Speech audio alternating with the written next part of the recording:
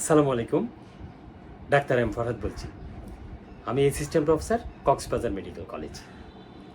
হরহামেশাই আমাদের কাছে আমাদের চেম্বারে রুগীরা খুব অরিড থাকেন, স্যার আমার ইউরিক অ্যাসিড বেশি হয়েছে, আমার কি করা লাগবে।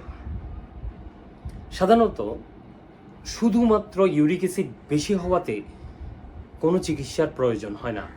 পৃথিবীর সকল মেডিকেল সায়েন্টিস্ট একমত যে শুধুমাত্র ইউরিক অ্যাসিড বেশি হওয়ার কারণে কোনো চিকিৎসার প্রয়োজন নেই। আমরা তিনটা কন্ডিশনে ইউরিক অ্যাসিডের চিকিৎসা করে থাকি। এক, যদি গাউট থাকে, গাউট মানে গেটে বাত থাকে, যেটা ইউরিক অ্যাসিড দিয়ে বাত রোগ হয়। আরেকটা হচ্ছে টফাই, যে একটা সাদাটে হলদাটে একটা পদার্থ জমে যায় জয়েন্টে অথবা টেন্ডনে, মাসলের শেষ অংশে, সেক্ষেত্রে অথবা কিডনিতে যদি স্টোন থাকে, অনেক সময় এই ইউরিক অ্যাসিড দিয়ে কিডনি স্টোন হয়।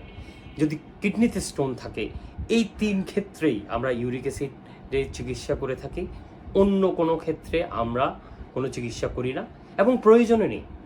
তাই ইউরিক অ্যাসিড বেশি হলে চিন্তার কোনো কারণ নেই, অরিড হওয়ার কোনো কারণ নেই।